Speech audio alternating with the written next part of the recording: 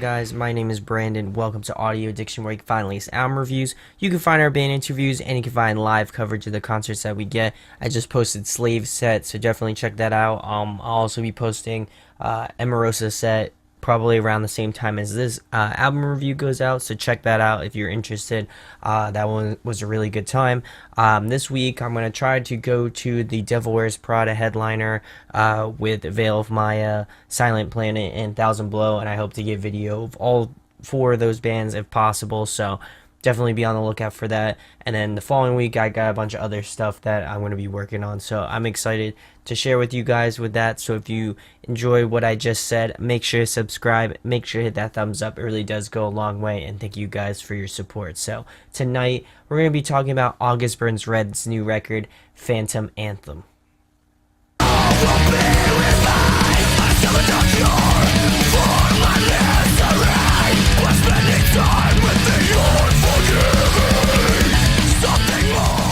So, if for some odd reason you have not heard about this band, they are a band based out of Lancaster, PA, and they have been doing music, making this sort of style of music for a long time. This is actually their seventh studio record, which is kind of crazy to think about. This was one of the first bands that got me into this style of metalcore, post-hardcore, all those sorts of genres of music. So they definitely have a really important place in my heart, just in terms of music and just the quality of music they've been making over the years. Has something that I've always loved and always kind of looked out for, regardless of how old I get over time. So I'm gonna go through each track, give you my thoughts and opinions on them. I'm gonna give some pros and cons, and then I'm gonna round it out with an overall rating. So the first track off the record is called King of Sorrow. This one happens to be one of my favorites off the record so far. Really loving how this one just starts out right out the gate. I feel like Jake commands this song with his awesome screaming range. I feel like over time he has definitely become better. He's definitely incorporated a lot of different things to his musical style, and he'll do things like kind of like spoken word, which you'll hear a lot of, well, not a lot of, but you will hear a little bit of throughout this record. You'll hear some kind of almost yells. He's done a lot of that. He'll do some really great lows, mids, highs. Dustin also contributes some of the high screaming as well, which is always great. I always love that. But another really important person to this band, at least in my opinion, is Matt Grainer, probably one of the best metalcore drummers in the scene currently, and I would say of all time as well, just in my opinion. I feel like he brings his absolutely ridiculous drumming skill to this, not only this track, but just the record in general.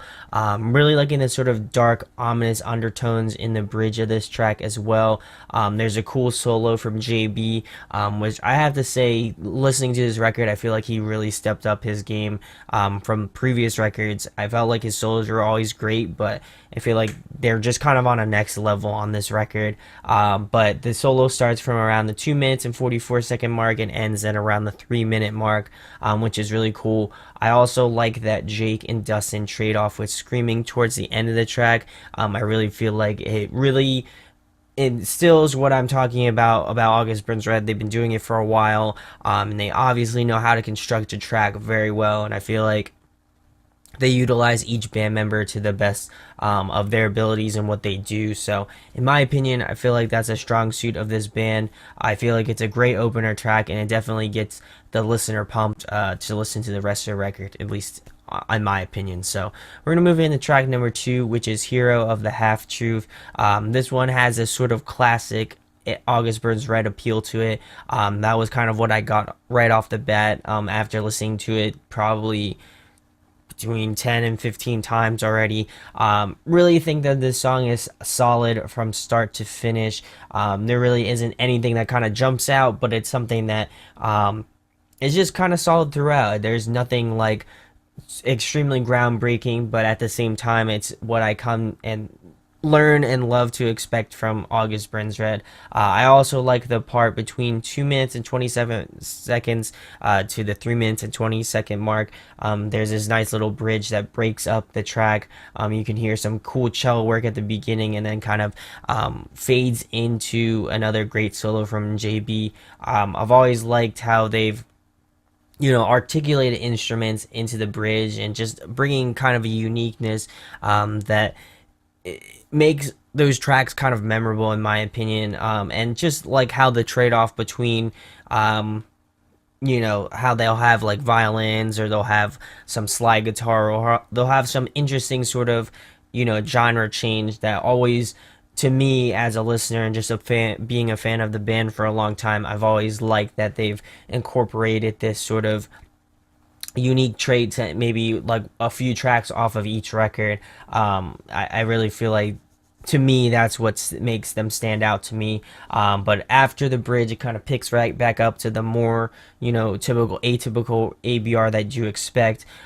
Really like how they ended the track off with a really nice, heavy breakdown, accompanied by Jake's vocals and that sort of eerie sort of bell sound that they incorporate a lot in their tracks. More specifically, their holiday record, I feel like they took a little bit of inspiration from that as well. So we're gonna move into track number 3, The Frost.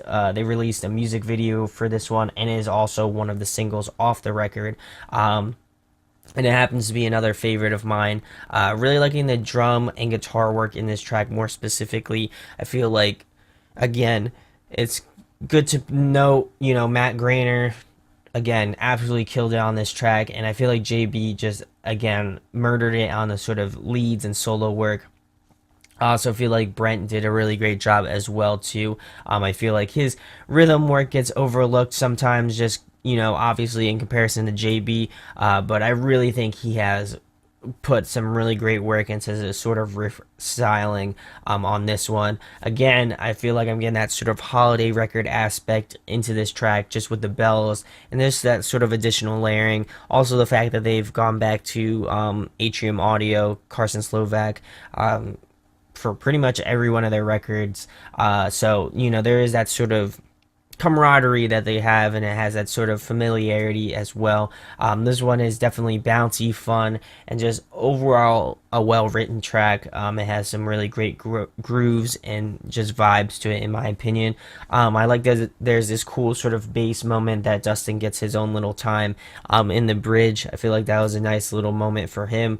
And I really like that they took the instruments to the next level. I feel like in a lot of these tracks and the tracks to follow, more specifically, I feel like they have just amped it up to 110%. They really kind of have taken it to the next level, in my opinion. And then just they feel like the focal point of the track, which is always a great sign of great writing as well. I feel like Jake's vocals don't get overshadowed too much, but it still gives you that appreciation for the instrumentation, just the styling of how they do things. So we're going to move into track number 4, which is Lifeline. This one is also a favorite of mine. I feel like this track more specifically highlights JB's lead skills, especially in the intro and the first verse, and just kind of throughout the track, but more specifically and more focused on just the intro part. I feel like he absolutely killed it, adds that sort of little extra dynamic and extra little flair to the track, in my opinion. Also, really enjoyed the solo between 2 minutes and 15 seconds to the 3 minutes and 16-second mark.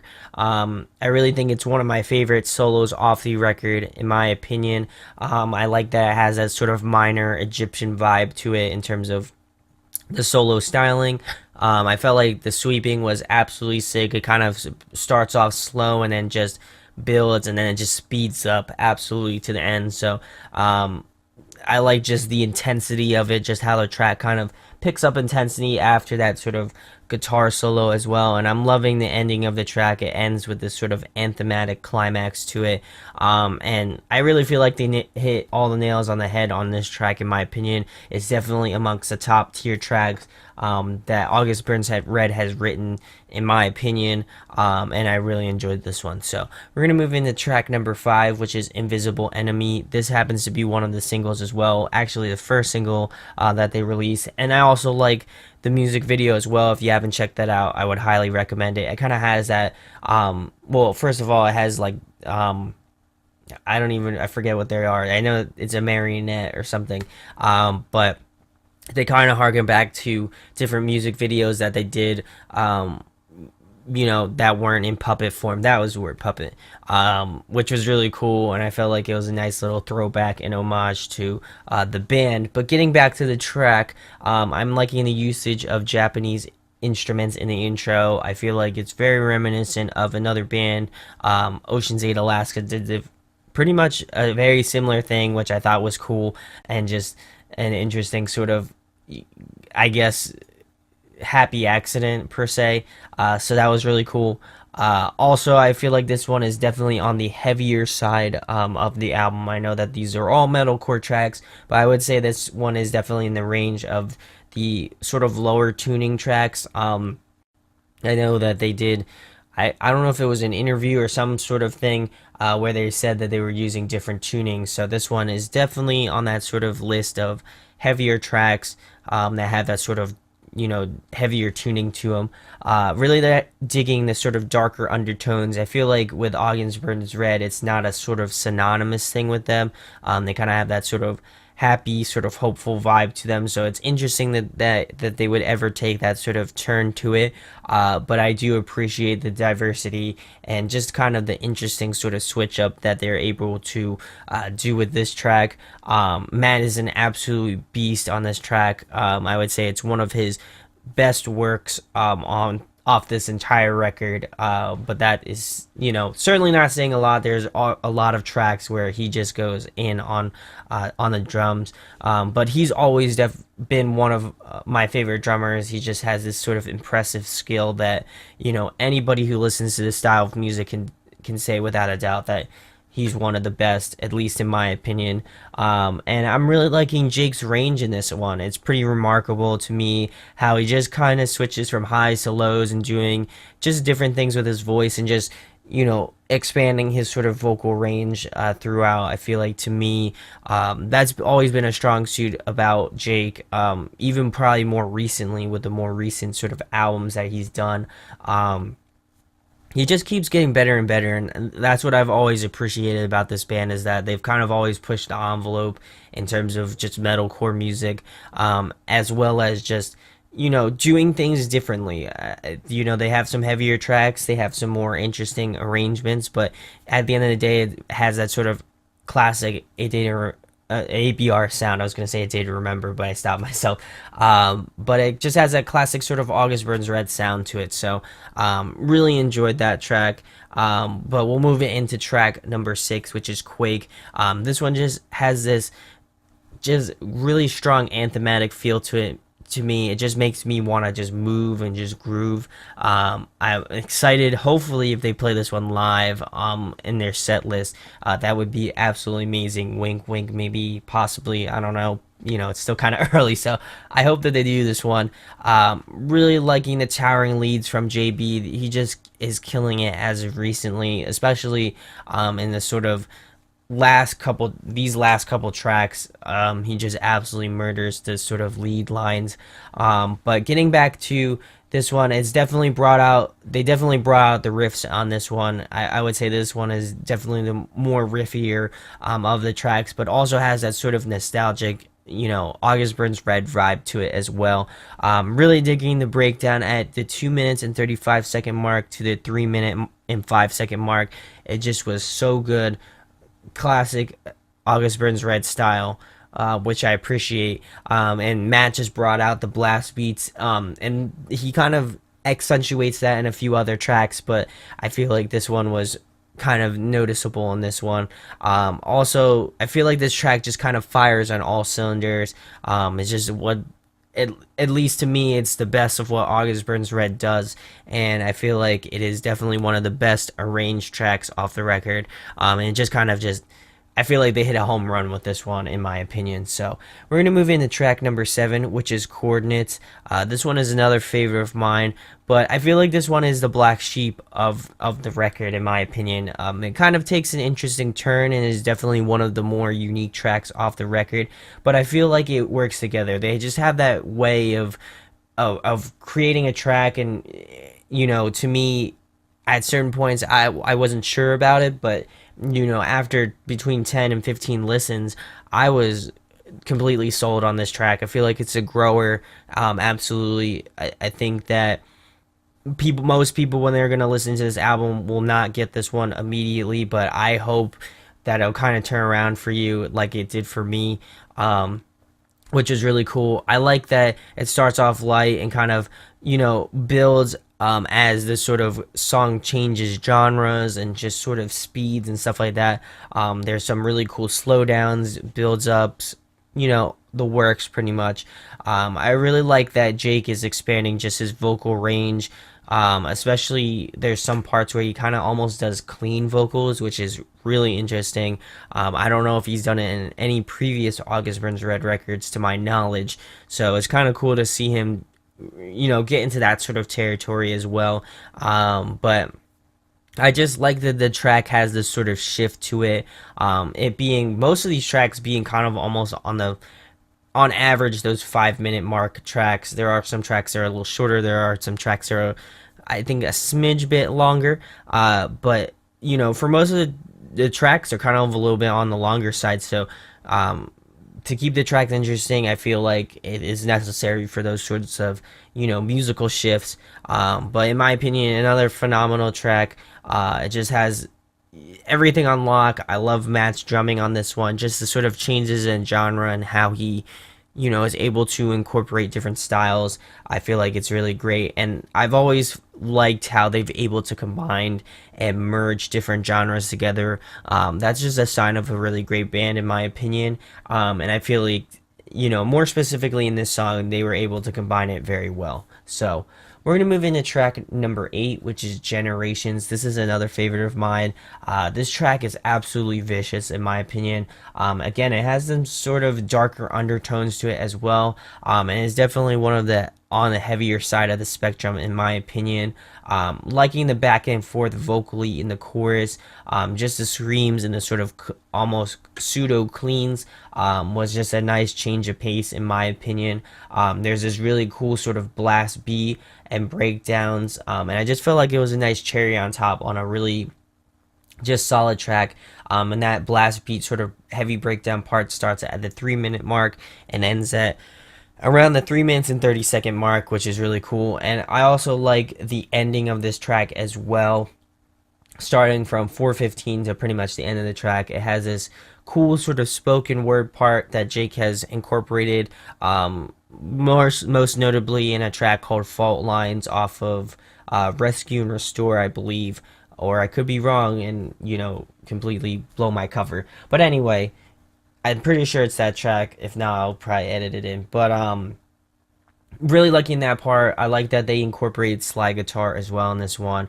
And just loving the additional layering in this track towards the end. I feel like it adds this sort of interesting dynamic and interesting characteristic to the track. So in my opinion, I feel like a lot of those sorts of interesting changes, interesting inputs in the track definitely make the track more memorable to me and makes me want to go back and listen to those. So we're going to move into track number 9, which is Float. This one is also a favorite of mine as well. Liking this sort of cool, almost ethereal sort of tappy guitar intro. It has that sort of echoey sort of feeling to it, much like the vocals as well in this track. I feel like Jake's screams sound incredible on this track. They have such a great dynamic to them. And he also did a lot with his range as well on this one too. I've always liked Jake's dynamics, especially on Found in Faraway Places, Rescue and Restore,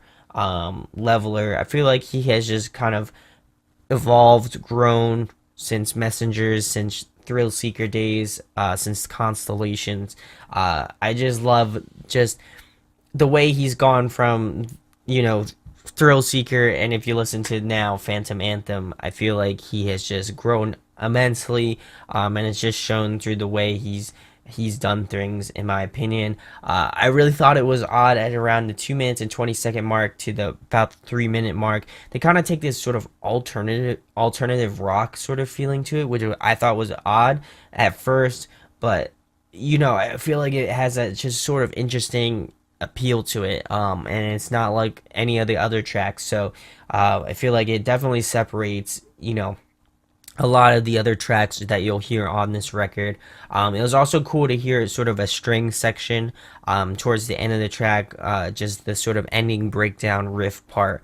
And I also like that JB kind of followed that same sort of melody at the beginning and kind of went off on a tangent towards the end of the track. I feel like that was really cool, and I like the combo between the sort of electric, sort of lead guitar and the strings. I felt like it worked out very well in my opinion. So we're gonna move into track number 10, which is Dangerous. This is another favorite of mine, and then this one is another hard hitter, just fast paced, riffy, and heavy. I also like the approach of Jake's vocals on this one as well. I also like between the 1 minute and 40-second mark to the 2 minutes and 21-second mark.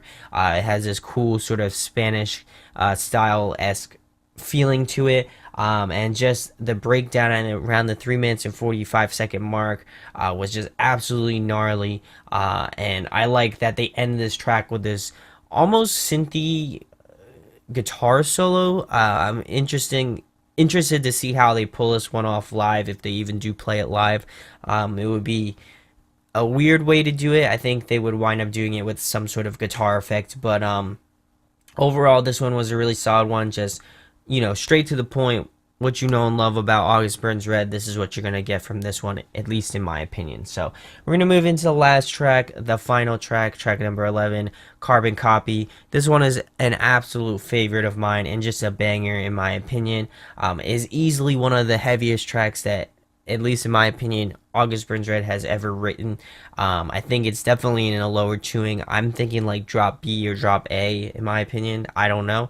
But it is easily one of the heaviest intros that they've written to date, again, in my opinion.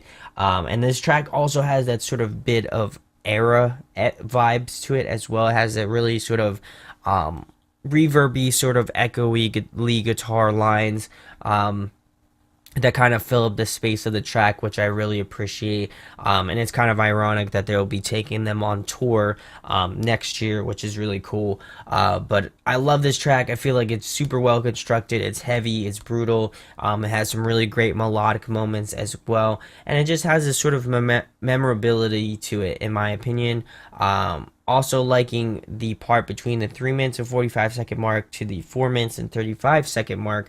It has this interesting sort of synthy break bridge part that kind of, I wouldn't say takes away from the song, but it has this sort of calm before the storm sort of feeling, in my opinion. And I definitely feel like they ended this track and album off on a strong note. And I like that they combine sort of the best aspects of August Burns Red and just this record in general. I feel like they experimented a lot, but didn't go too far out of their wheelhouse with, what they do. They know what they got to do. I feel like they did add some new elements to a few of these tracks. Actually, a lot of these tracks off this record.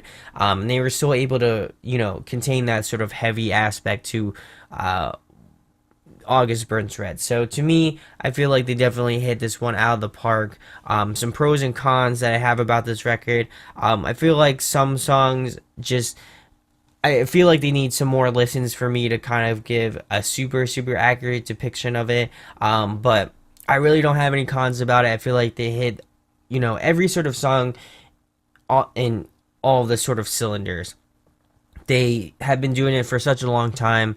I feel like their songwriting abilities have just gotten better over time as well. They know how to fit in a really great riff. They know how to highlight, maybe JB's solos or Dustin's bass parts or Matt's drumming or Brent's guitar skills or Jake's, vocals. I feel like there's each a specific place for each one of them, and they just fill the sort of airwaves very well in how they approach everything. So in my opinion, they just kind of combined every great aspect of any sort of August Burns Red record into this one. And I can't say anything more about this band. I've been listening to them since Thrill Seeker days. And I just love the progression. I love the sort of diversity that they're able to attach onto their music, especially in the sort of more recent records. They really kind of have gone out of their comfort zone, but still remaining true to August Burns Red. So, with that being said, my overall rating for August Burns Red Phantom Anthem, I'm going to be giving it a 9.3 out of 10. I definitely feel like it's one of the stronger records that they've ever put out, in my opinion. I wouldn't quite say it's one of the best records that they've done, but I would say that is up there with some of my favorite ones that they have done. So, let me know what your thoughts are in the comments section below. Do you agree with me on this record? It comes out this Friday, so if you do get the chance, go pick it up. They also announced a headliner tour for the U.S., so if you live in the U.S., they'll be coming around next year, so I'm really excited for that. I think the tour is with Era, Ocean Grove, and there's definitely another band that I'm thinking of that I can't remember. But they're another awesome band that I'm excited to see. So I'm definitely going to try to go out to this one. I always try to see August Burns Red. So I'm excited to see this tour, and I'm excited for you guys to check out this record. I really think that they have evolved and grown over the years, and this kind of culminates the best of what they're doing so far. So, in my opinion, if you've been a longtime fan of August Burns Red and you weren't maybe feeling Found in Faraway Places or previous records, I would definitely check this one out. I feel like they went back to their roots, but also incorporating new sort of elements to August Burns Red. So, again, let me know in the comments, and if you enjoyed this review, make sure to subscribe, make sure to hit that thumbs up, and if you enjoy us a lot, we have a merch store. There's links in the description if you'd like to purchase something and help me grow the channel. That would be much appreciated. And if you like this review a lot, make sure to share it around. It really does make a world of a difference to me. So thank you guys for watching this review. My name is Brandon, and we hope you got your fix, and we'll be talking with you soon. Peace. Hey guys, hope you enjoyed the video. Thanks for watching. Of course, if you enjoy what we do, make sure to go check out the other series we do. We do album reviews, we do band interviews, and we do live videos, so definitely go check that out. Hit that subscribe button. It really helps out our channel, helps us grow. Make sure to hit that like button as well. Go follow us on social media. That's all down below. We try to keep that as updated as possible. We also made a new website where we'll be posting photos of upcoming concerts and stuff like that, which you can go check out at audioaddictionmedia.com, and come get your fix with us, guys. Talk to you later. Deuces.